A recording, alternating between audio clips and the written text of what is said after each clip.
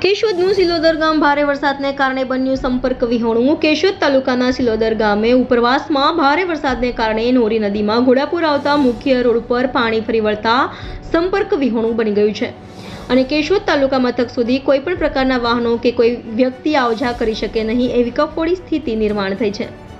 કેશોદ તાલુકાનું છેવાડાનું સિલોદર ગામ હોય ગ્રામવાસીઓ નોરી નદી પર પુલ બનાવવા માંગણી કરતા હોવા છતાં આજ દિન સુધી જવાબદાર અધિકારીઓ અને પદાધિકારીઓ દ્વારા હકારાત્મક અભિગમ અપનાવવામાં આવેલ નથી, જેના કારણે નાનકડા એવા સિલોદર ગામના રહીશો, ખેડૂતો અને પશુપાલકો હેરાન પરેશાન થાય છે।